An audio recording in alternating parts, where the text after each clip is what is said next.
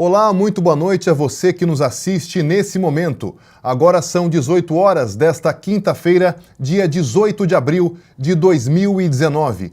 Eu sou Rodrigo Correia e começa agora mais uma edição do programa Em Movimento, um espaço em que a gente discute as principais notícias e lutas dos trabalhadores. Esta é uma produção do Sindicato dos Metalúrgicos de São José dos Campos e região, entidade filiada à CSP com Lutas. A transmissão é realizada direto do estúdio Vito Gianotti. Participe da realização desse programa. Envie para a gente o seu feedback, sua crítica e o seu comentário. Estaremos sempre abertos a recebê-las. E hoje teremos um programa especial e o tema será Previdência e a Dívida Pública. E a convidada é uma especialista no tema e tem rodado o Brasil em palestras e congressos. Trata-se de Maria Lúcia Fatorelli, que é coordenadora da Auditoria Cidadã da Dívida. Bom, e antes de irmos para a nossa entrevista, eu quero falar sobre a campanha que o sindicato e a CSP com Lutas estão fazendo na região, coletando assinaturas para o abaixo-assinado nacional contra a reforma da Previdência. Quem explica melhor essa iniciativa é o presidente do sindicato, Weller Gonçalves. Companheirada metalúrgica, faço esse vídeo para passar para vocês a luta que o nosso sindicato vem travando contra a reforma da Previdência. Essa reforma apresentada pelo governo Bolsonaro é uma reforma muito pior do que aquela apresentada pelo governo Temer. Nesse sentido, eu quero fazer um chamado para que vocês, trabalhadores metalúrgicos, se envolvam nesse processo de luta junto conosco do sindicato. Nós estamos realizando assembleias nas fábricas e estamos coletando assinaturas de um abaixo-assinado que é convocado por todas as centrais sindicais. Então, de norte a sul do nosso país, os trabalhadores e a população em geral vêm assinando esse abaixo-assinado. E nós pretendemos coletar mais de 1 milhão de assinaturas para levar lá em Brasília, no Congresso Nacional, e entregar para os deputados, para os senadores e para o presidente da República, para dizer que os trabalhadores não concordam com essa reforma perversa do governo Bolsonaro. É uma reforma da Previdência que quer colocar a idade mínima para se aposentar de 62 anos para as mulheres, 65 anos para os homens. É uma proposta de reforma da Previdência que acaba com os 40% do fundo de garantia se você, trabalhador, tiver aposentado quando for demitido. O abaixo-assinado é uma importante iniciativa das centrais sindicais. Mais do que isso, precisamos construir um processo de luta unificado entre todos os trabalhadores de todas as categorias rumo a uma greve geral. Que somente uma greve geral nesse país é possível que a gente barre essa reforma da Previdência do governo Bolsonaro. Então assine o abaixo-assinado, leve para casa, passe para os amigos, para os parentes, no clube, qualquer outro local. Nos ajude nessa luta que será muito importante se os trabalhadores metalúrgicos aqui da nossa base territorial, São José dos Campos, Jacareí, Caçapava, Santa Branca e Igaratá, se somar nessa luta. Pretendemos coletar, só aqui na nossa região, mais de 30 mil assinaturas. Então, companheiros e companheiras metalúrgicas, vamos à luta rumo a uma greve geral para derrotar de vez essa reforma da Previdência. E agora vamos fazer uma conexão direta com São Paulo, onde falaremos com uma convidada muito especial. Ela, que é uma especialista no tema da Previdência Social e da Dívida Pública. O programa de hoje conversa com a coordenadora da Auditoria Cidadã da Dívida, Maria Lúcia Fatorelli. Boa noite, Maria Lúcia. Você me ouve bem? Boa noite, Rodrigo. Uma alegria estar falando com vocês. Maria Lúcia, o governo Bolsonaro tem propagado que a reforma da Previdência é uma necessidade absoluta e que, se não for feita, o Brasil quebraria. Queria saber, esse argumento tem procedência? Não. Esse argumento não é verdadeiro. Esse argumento é uma espécie de alarmismo, um verdadeiro terrorismo até, para convencer as pessoas de que temos que concordar com essa destruição do maior programa social que existe no Brasil, que é a Seguridade Social. Não é aí que está o problema. Previdência não é problema, nunca foi. Previdência é solução. Atende a mais de 100 milhões de pessoas. Envolve não só a aposentadoria, como um amparo em várias situações de vulnerabilidade, como a doença, a viuvez, maternidade, enfim, várias situações de desemprego, que tudo isso é amparo da Seguridade Social. O que está por trás dessa reforma, dessa proposta de PEC 6 de 2019, é o fim de todos esses programas que englobam a Seguridade Social e a substituição pelo regime de capitalização, que só interessa aos grandes bancos. Nós temos, então, que estar atentos. Por que, de repente, a partir de 2015, começou uma crise e mudou a situação? Esse programa da Seguridade Social sempre foi altamente superavitário. Está lá, criado pela Constituição, no artigo 194, como um sistema integrado e mantido pelos orçamentos públicos e pelas contribuições que estão lá no artigo 195 da Constituição. Ao longo dos anos, desde a Constituição até 2015, inclusive, a arrecadação das contribuições foi mais do que suficiente para cobrir todas as despesas da Seguridade Social e ainda sobraram dezenas de bilhões de reais todos os anos. Por que a partir de 2015 é que houve uma inversão? É que as contribuições já não foram mais suficientes e passou a ser necessário um aporte do orçamento fiscal, dos orçamentos dos respectivos governos. Por causa da crise, uma crise que foi fabricada pela política monetária do Banco Central. Esse é o problema. A reforma que nós precisamos não é a reforma da Previdência. A reforma que nós precisamos é a reforma da política monetária do Banco Central, que está travando o Brasil, está impedindo as empresas de terem acesso a crédito, a capital de giro, levando milhares e milhares de empresas à falência. E quando uma indústria, por exemplo, vai à falência, ela leva à falência várias outras que fornecem matérias-primas e serviços para ela. E essa falência de empresas é que provocou o aumento brutal do desemprego. Isso não tem nada a ver com a Previdência Social, com os benefícios da Previdência Social, que estão sendo atacados por essa reforma de Bolsonaro e Guedes. Então, as pessoas têm que prestar atenção onde é que está o problema das contas públicas no Brasil. Não está na Previdência, está na política monetária do Banco Central. Perfeito. E é importante você explicar, que tem muito conhecimento na área, porque o governo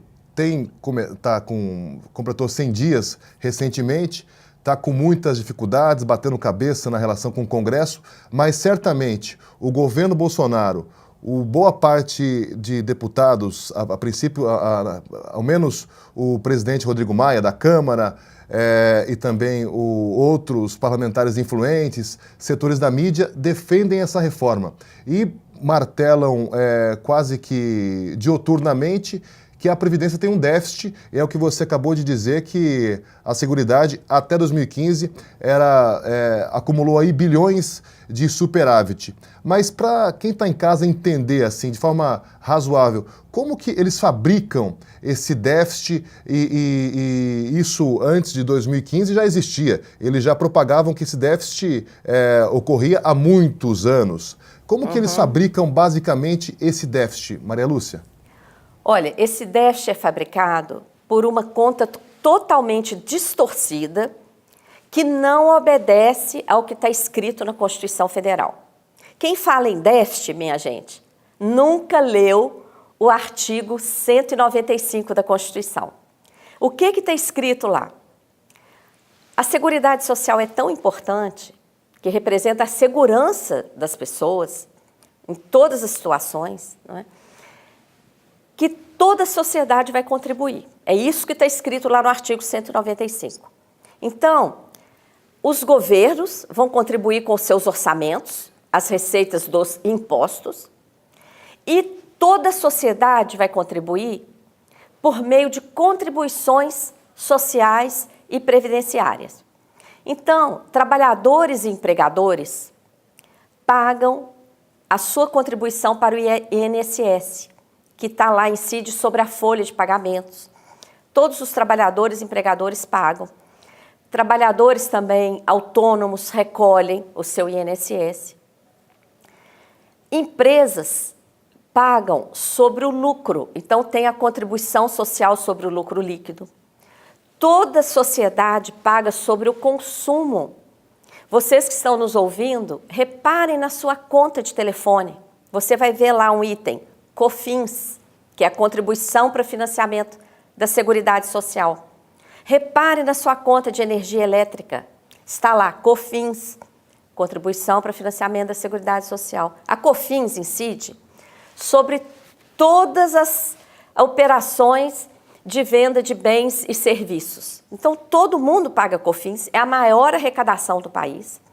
Além disso, tem a arrecadação do PIS, contribuições que incidem sobre loterias. Se você já fez algum joguinho de loteria, você está contribuindo para a Seguridade Social. Importações, uma parte lá do valor vai para a Seguridade Social. Venda de produção rural. Então, são várias fontes. Quando colocamos todas essas fontes na cesta, desde a Constituição até 2015, sobraram todo ano dezenas de bilhões de reais. Se somarmos tudo, superou o trilhão a sobra de recursos, só com as contribuições, hein? O governo nunca precisou colocar dinheiro de impostos, porque só o recurso das contribuições foi suficiente para cobrir todo o gasto com previdência, assistência e saúde ao longo dos anos. O discurso do déficit é o seguinte: o governo pegava, antigamente, só a contribuição da folha, paga pelos empregados e empregadores. Ele segregava somente essa contribuição e comparava com a contribuição, com todo o gasto da Previdência. Como se esses nunca tivessem contribuído e como se a Previdência fosse algo isolado da Seguridade Social. Que, aliás, é o que a PEC 6 agora quer fazer. Ela quer segregar tudo, ela quer destruir a Seguridade Social. Então, quando até governos anteriores comparavam somente a arrecadação da folha com todo o gasto da Previdência, eles fabricavam o déficit. Só que essa conta não tem amparo na Constituição Federal e não é essa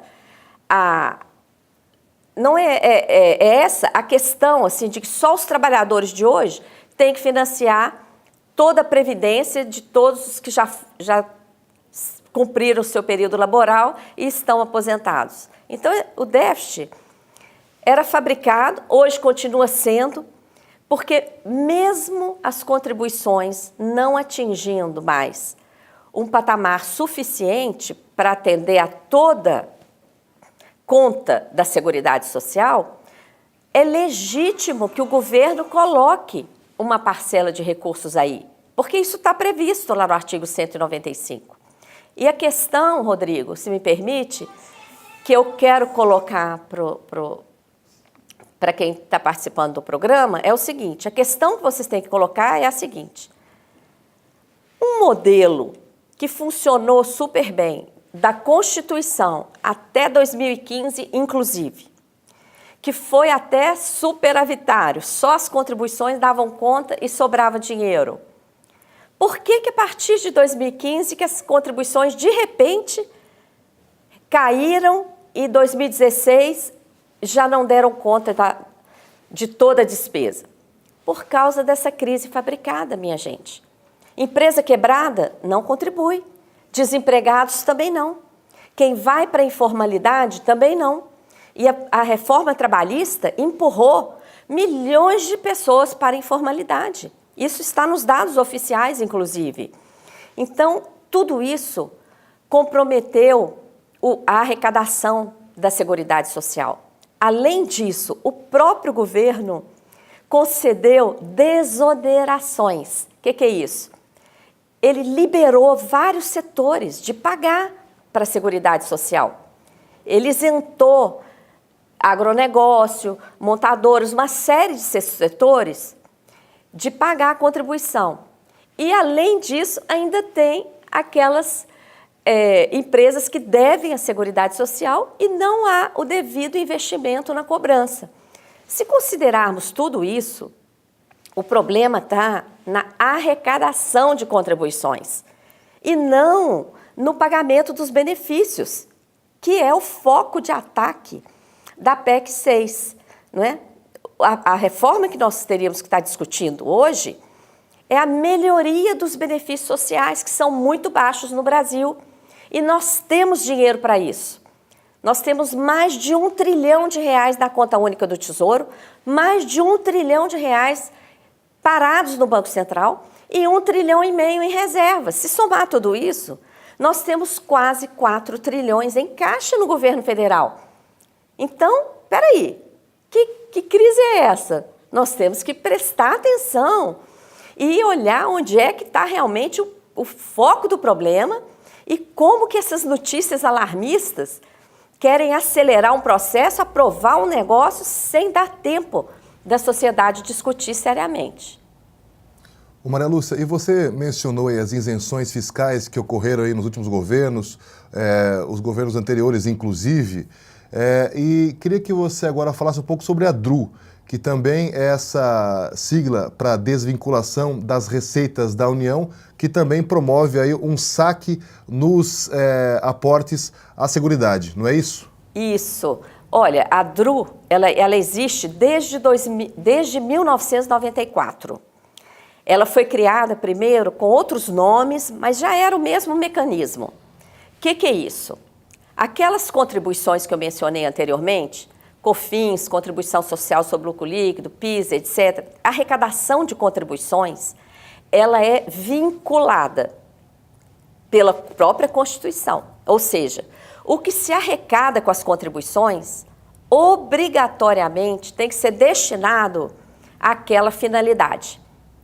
Então, veja bem, como eu falei, a arrecadação dessas contribuições ao longo dos anos foi tão elevada que foi instituída essa DRU, essa desvinculação, para usar parte desse dinheiro das contribuições para outros fins. A DRU inicialmente era 20%, depois passou para 30%. E aí, isso aí desmascara uma série de coisas. Por exemplo, se existisse déficit mesmo, Rodrigo, o que haveria para desvincular? Nada, não é? Então, a própria existência da DRU comprova de que havia um excesso de recursos nas contribuições sociais ao longo dos anos. Esse dinheiro da DRU essa mordida, né, de recursos, acabou sendo destinada principalmente para pagamento de juros da chamada dívida pública, que nunca passou por uma auditoria e é o grande ralo das contas públicas, né? Todo ano, eu tenho aqui um gráfico do Orçamento Federal da União, todo ano a maior fatia de gastos é a fatia referente aos gastos financeiros, com juros e amortizações da dívida. O segundo maior gasto é com a Previdência, só que a Previdência é o maior programa social do Brasil, mais de 100 milhões de brasileiros e brasileiras são atendidos aqui. O que o mercado financeiro quer? Quer se apoderar dessa fatia dos recursos do orçamento federal, não é? E a DRU, ela vem, então, mordendo ao longo dos anos parte desses recursos e colocando aqui no gasto financeiro. Ok. Daqui a pouco a gente vai esmiuçar mais esse gráfico aí para a gente dar a dimensão a quem nos assiste de qual é, como você mencionou, o verdadeiro ralo das contas públicas. Mas antes disso, eu queria que você, Maria Lúcia, expusesse o que você considera os maiores ataques contidos nessa proposta de reforma do governo Bolsonaro. Olha, o conjunto da obra destrói a Seguridade Social como nós a conhecemos, tá? Que é esse conjunto, esse sistema integrado que engloba previdência, assistência e saúde de forma pública, universal, todas as pessoas têm direito. Essa PEC, primeiro, ela tira da Constituição os nossos direitos, ela desconstitucionaliza os direitos das pessoas e transfere isso para leis complementares que ainda não foram apresentadas. Tem mais de 35 menções no texto da PEC a uma futura lei orçamentária, a uma futura lei complementar, que ainda não está posta. Nós não sabemos o que vem. Então, isso significa que nós estamos, se nós aceitarmos essa PEC, nós estaremos aceitando retirar os nossos direitos da Constituição sem saber como que isso vai ficar. Porque a lei complementar, que é mencionada mais de 35 vezes na PEC, não foi apresentada ainda. Então, os parlamentares que aprovarem isso estarão dando um cheque em branco, deixando os direitos da classe trabalhadora totalmente desprotegidos. Entre os ataques está, além dessa desconstitucionalização que é gravíssima, perdão, dentre os ataques está o aumento da idade para, no mínimo, 65 anos para homem e, no mínimo, 62 anos para mulher. Essa idade mínima é mínima, gente. Ninguém vai conseguir se aposentar nessa idade, porque a PEC está cheia de gatilhos. O que é isso? Quando aumenta a expectativa de vida da população, essa idade mínima ela vai aumentando. Então, olha, nenhum país do mundo tem isso, idade mínima móvel para aposentadoria, porque isso gera uma segurança imensa para as pessoas. Junto com esse aumento de idade para aposentar, está a exigência de mais tempo de contribuição. Então, as pessoas terão que contribuir no mínimo 20 anos, mas quem quiser se aposentar com um salário melhor, vai ter que contribuir durante 40 anos. Vocês já imaginaram? 40 anos de contribuição nesse país marcado pela informalidade, pelo desemprego. Então, essa combinação de aumento da idade mínima para se aposentar e aumento da exigência de tempo de contribuição vai significar, na prática, o fim do direito à aposentadoria para várias categorias de trabalhadores e trabalhadoras, cuja atividade é marcada por longos períodos de desemprego, informalidade, e aí estão principalmente as mulheres e os mais vulneráveis. Então, não dá para aceitar essa PEC. Ela, além disso, ela reduz para 60% a aposentadoria das pessoas que ficaram inválidas. Imaginem isso. A pessoa já teve a desgraça de ficar inválida. Ela vai ter uma redução da aposentadoria dela para 60%. A não ser que a invalidez tenha acontecido no ambiente de trabalho. Ela reduz a pensão por morte. Ela reduz o direito das pessoas de acumularem, vamos supor, um casal. Os dois trabalham e contribuem para ter direito à aposentadoria e para deixar uma pensão para o seu companheiro ou companheira. Agora, nessa PEC, isso é considerado privilégio, ou seja, se um dos dois falece, o outro vai ter que optar se fica com a própria aposentadoria ou se recebe a pensão do cônjuge. Ele vai poder escolher o que for maior e, na parte que for menor, ele vai perder até 80%. Então, essa PEC, além de tudo, ela ainda reduz o BPC, que é o benefício de prestação continuada, um benefício assistencial de apenas um salário mínimo, pago para idosos a partir de 60 anos, idosos miseráveis, cuja renda familiar é inferior a 1/4 de salário mínimo per capita. Essa PEC reduz isso para R$ 400 até os 70 anos. Então, quando a gente lê essas coisas, a gente vê que, Rodrigo, quem escreveu essa PEC, não está enxergando mais um ser humano na frente dele. Um ser humano ali que ficou inválido, um ser humano que ficou viúvo ou viúva, um ser humano que é miserável, que foi explorado a vida inteira, que ficou na informalidade a vida inteira, que não teve como contribuir, por isso é que existe o BPC. Não está enxergando as categorias que possuem aposentadoria especial, porque suas atividades são atividades de extremo risco, exigem um sacrifício físico e até mental, emocional, tão grande que elas precisam se aposentar mais cedo. Vou dar um exemplo aqui. Imaginem um bombeiro civil trabalhando aos 65 anos. Imagine um bombeiro civil tendo que subir aquela escada Magiros para combater um incêndio, segurando a mangueira aos 65 anos. Por isso é que essas pessoas têm aposentadoria especial. Então, acabando isso, o que nós estamos correndo o risco de ter no Brasil? Um desemprego de pessoas idosas que não conseguirão mais vagas de trabalho. Quem vai contratar uma pessoa com 55, 60 anos? Essa pessoa não vai conseguir trabalho e não vai ter tempo de aposentar.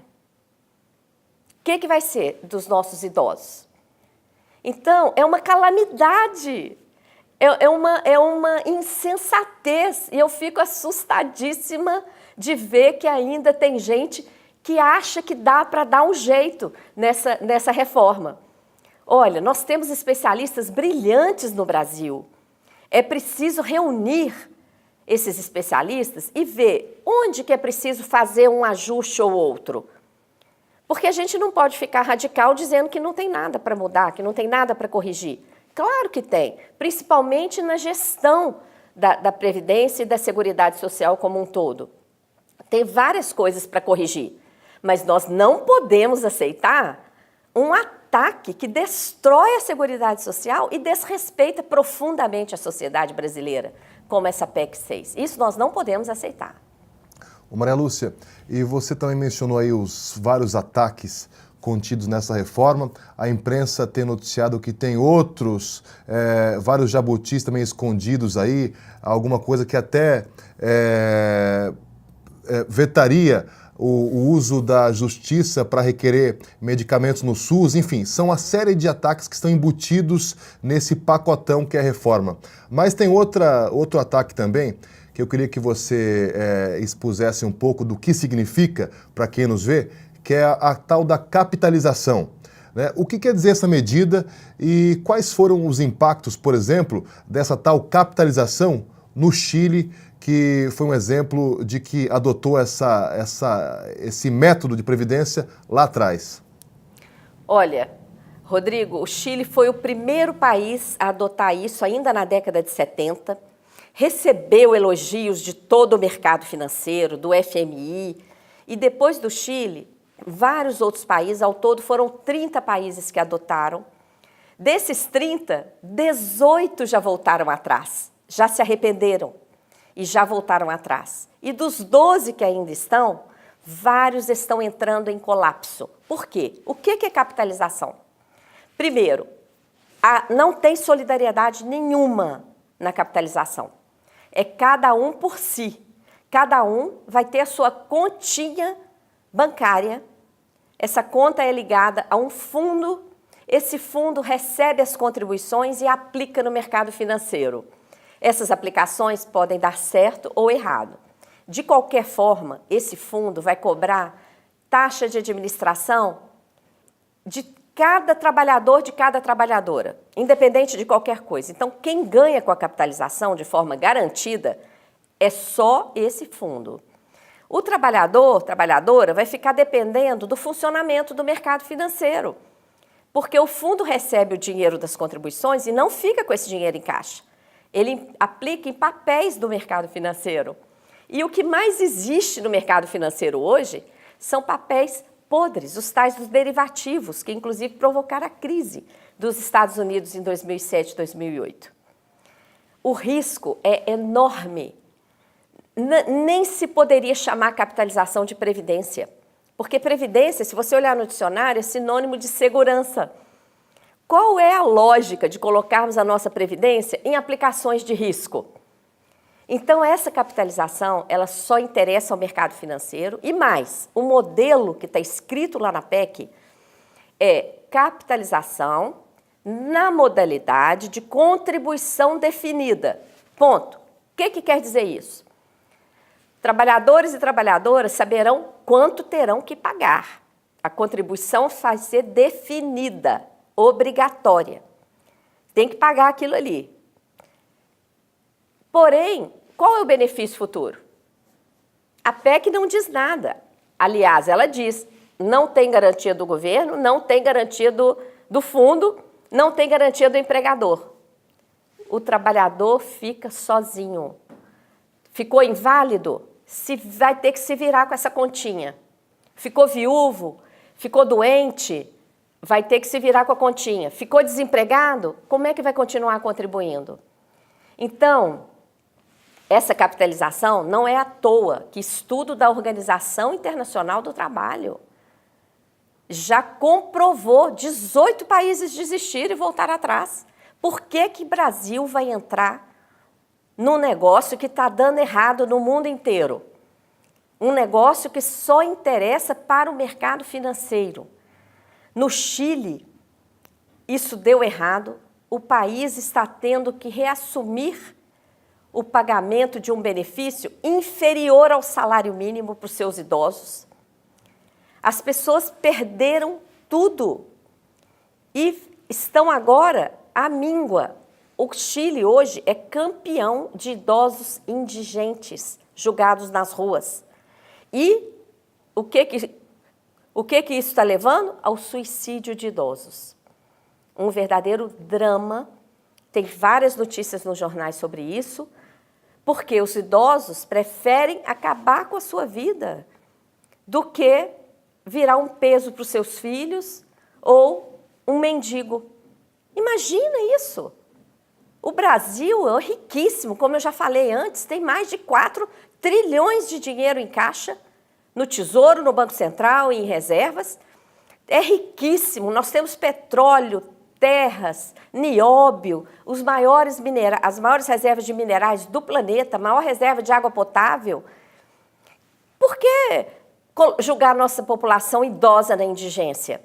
Isso é um absurdo, não é? Nós temos que acordar, nós temos que enxergar as riquezas do nosso país e exigir uma discussão séria sobre isso. Nós não podemos brincar com a vida das pessoas.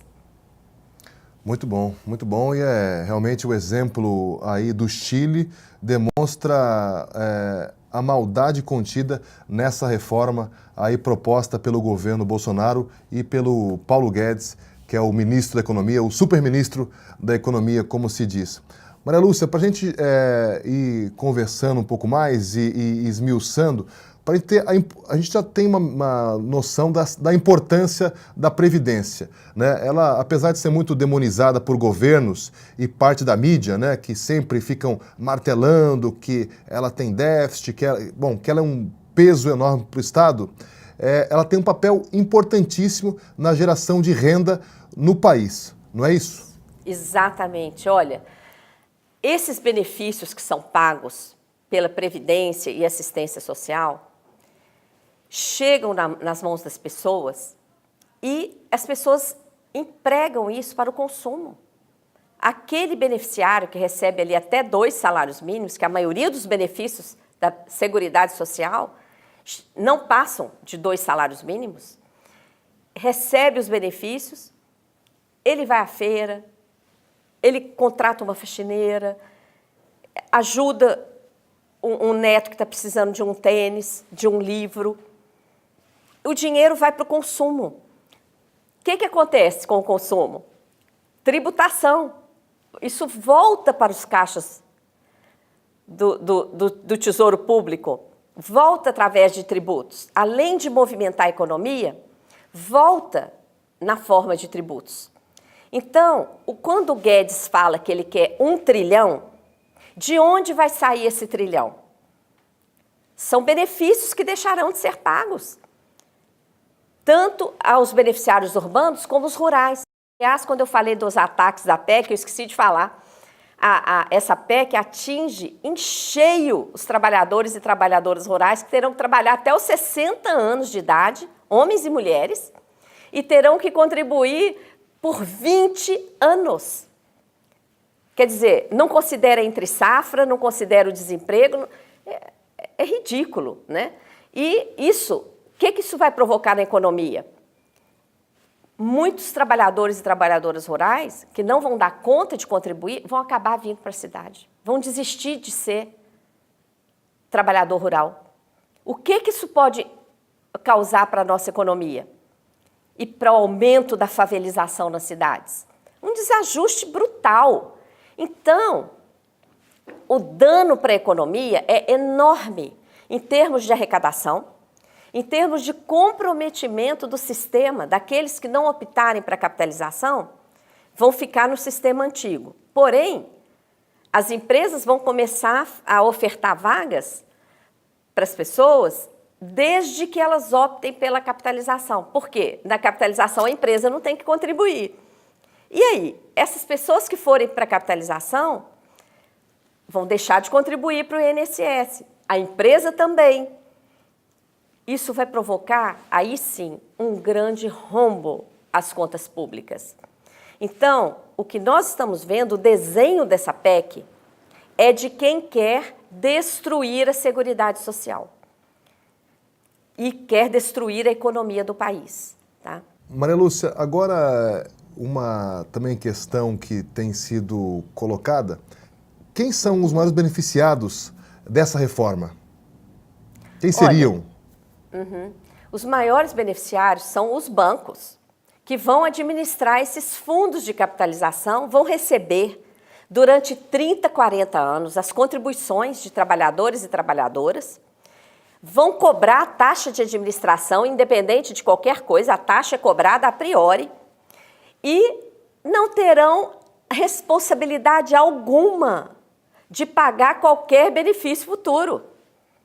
Por isso, e que a gente está vendo uma propaganda massiva na grande mídia, cujos maiores anúncios são pagos exatamente pelo sistema financeiro, a gente está vendo uma propaganda massiva de desqualificação da Seguridade Social para que as pessoas concordem em abrir mão desse direito. Só bancos vão ganhar com essa reforma. Por isso, nesse momento, as pessoas têm que ter muita lucidez e passar por cima de todas as diferenças. Nós temos várias diferenças entre nós, diferenças políticas, ideológicas e etc. É hora, gente, de superar, deixar tudo isso de lado e nos enxergar como povo, como nação solidária. Porque a Seguridade Social que existe hoje, ela é solidária, todo mundo participa e todo mundo é responsável por todo mundo. Nós temos que nos ver assim, como nação, como povo. E do outro lado está o sistema financeiro. De que lado você está?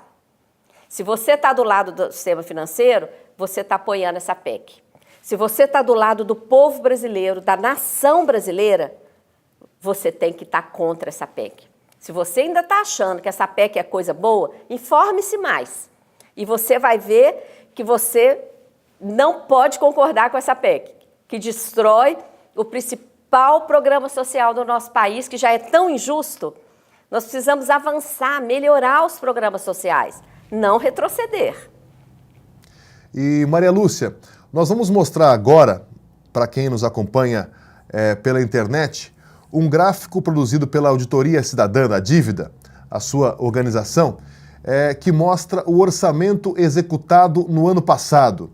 E nós vemos aí, você também de casa pode acompanhar, que de tudo que foi gasto pelo governo em 2018, a maior parte, quase metade do orçamento, essa parte em amarelo, se refere a juros e amortizações da dívida, no montante de mais de R$1 trilhão, o que representa aí 40,66%. E no mesmo gráfico você vê que a parte da Previdência Social, que é tão criticada, como eu disse, demonizada por setores da mídia, por governos, corresponde a apenas 24,48%, sendo tão importante para o país como você mencionou agora há pouco. Mais um comparativo. Volta aí o gráfico para vermos. Enquanto a dívida consome esse mar de dinheiro, veja que educação, ela consome 3,62% do orçamento. Pouco mais de 3% para a educação. A dívida, 40%. A educação, 3%. E saúde? Nossos hospitais aí sucateados, população sem direito a acessar uma saúde de qualidade. A saúde, os gastos com a saúde executados no ano passado compreendem 4,09%. Então, Maria Lúcia, nós vemos claramente, como você acabou de expressar, que a dívida pública é o verdadeiro ralo das contas públicas, não é isso? Sem dúvida, Rodrigo. É aí que está o problema das contas públicas no Brasil, é aí que sempre esteve o problema. Ao longo dos anos, a dívida explodiu por conta dos gastos com ela mesma, dos elevadíssimos juros, dos mecanismos que geram dívida pública. Nós temos vários mecanismos no Brasil que criam dívida pública, ou seja, o estoque da dívida aumenta, mas o dinheiro não chega ao orçamento público para ser aplicado em investimentos, etc., como muitas pessoas imaginam. O estoque da dívida aumenta e o dinheiro vaza diretamente para o mercado financeiro. Nós temos, por exemplo, um dos mecanismos mais escandalosos que cria dívida pública para remunerar a sobra de caixa dos bancos. É um mecanismo que consumiu nessa remuneração o trilhão que o Guedes quer economizar com a reforma da Previdência em 10 anos. Nos últimos 10 anos, foram 754 bilhões de reais, sem correção. Se corrigirmos, a gente chega no trilhão que o Guedes quer. E para onde foi esse dinheiro? Para remunerar a sobra de caixa dos bancos. Então, a dívida pública, ela está cheia de ilegalidades, ilegitimidades. É um processo que foi crescendo por meio de vários mecanismos e a dívida tem sido a justificativa para as privatizações. Você já deve ter ouvido o próprio Guedes falar, tem que privatizar tudo para pagar a dívida. Tem sido a justificativa para as contrarreformas, tem sido a justificativa para todo o ajuste fiscal, que ganhou status constitucional com a PEC do teto, com a Emenda Constitucional 95, que congelou todos os gastos, com todos os poderes, com todos os serviços públicos prestados à população e deixou fora do teto o gasto financeiro com a dívida. A dívida não entrou na PEC do teto. Então, o privilégio financeiro no Brasil é o grande problema das contas públicas. E a auditoria está prevista na Constituição, nunca foi realizada de forma integral.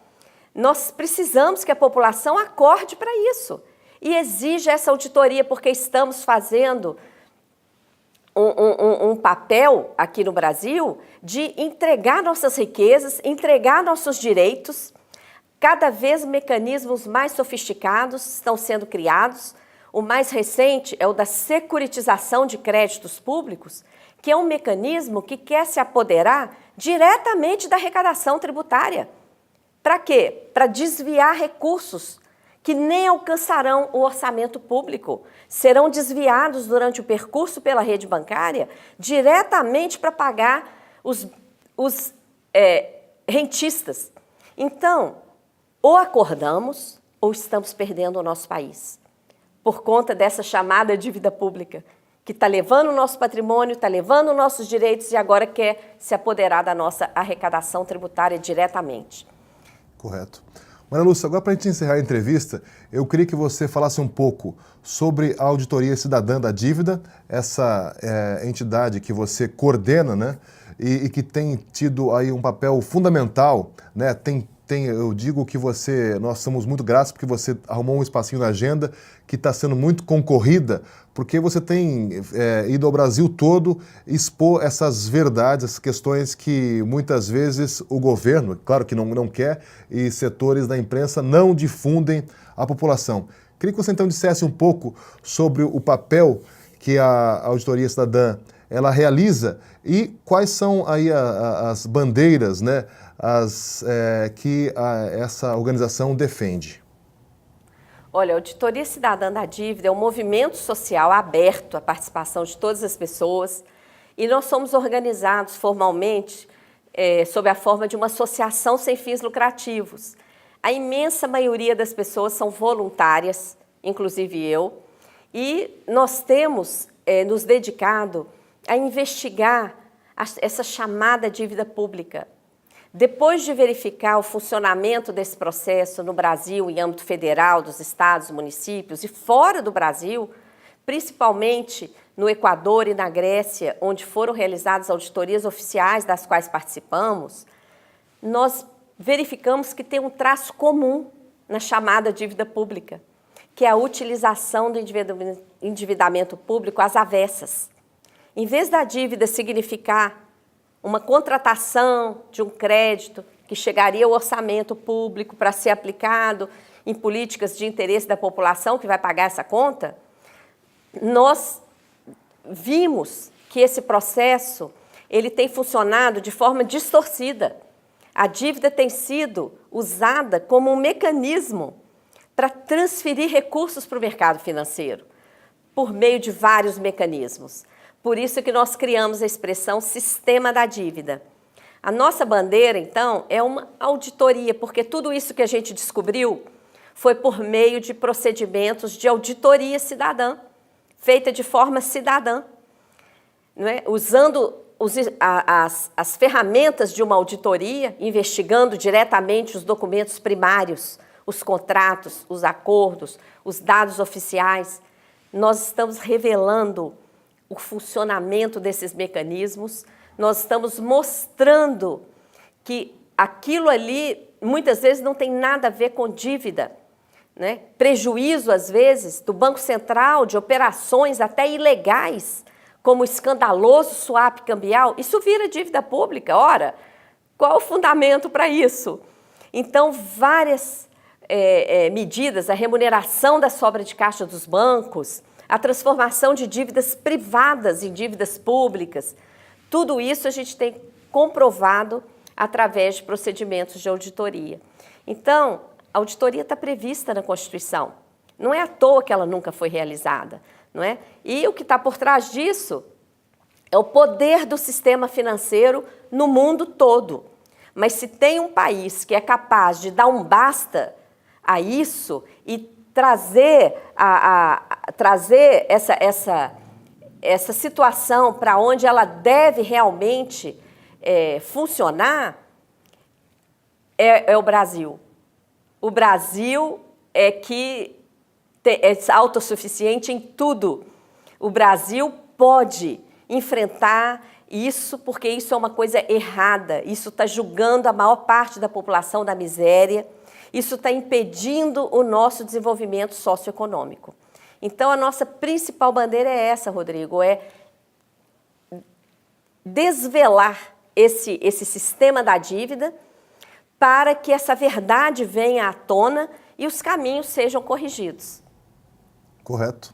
E o site, se você quiser saber um pouco mais sobre a auditoria e esse trabalho importantíssimo, o site é Auditoria Cidadã, sem o acento, vê aqui na tela, aqui embaixo, .org.br. Maria Lúcia, Isso queria mesmo. queria E te nós agrade- temos também, Rodrigo, nós temos também a nossa página no Facebook. Certo. Auditoria Cidadã da Dívida no Facebook, onde diariamente colocamos posts em linguagem mais fácil. E lá no Facebook as pessoas podem, inclusive, comentar, podem tirar dúvidas, não é? Participem. Tá ótimo. Maria Lúcia, eu queria te agradecer imensamente por essa entrevista, acho que foi muito esclarecedora, é sempre muito bom ouvi-la e com esses dados importantíssimos. Muito obrigado pela sua participação. Eu que agradeço, Rodrigo. Um abraço para você, para todos os participantes do seu programa. E nós chegamos ao fim de mais um programa Em Movimento. Esperamos que você tenha curtido. Esse que foi um programa especial para destrinchar essa reforma que retira direitos e também sobre esse mecanismo perverso que é o sistema da dívida, como bem sublinhou a Maria Lúcia Fatorelli. Para você que nos acompanha, é um prazer tê-los aqui e voltaremos na próxima quinta-feira, às 18 horas, com mais um programa Em Movimento. Até lá!